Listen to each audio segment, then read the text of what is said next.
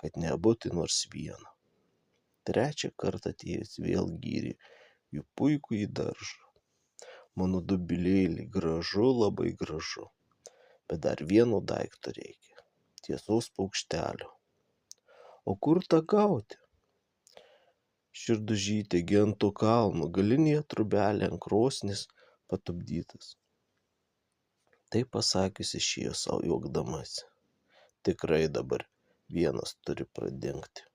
Jei ištursavus tuojau auksaplaukį sakė, tą paukštį turiu gauti.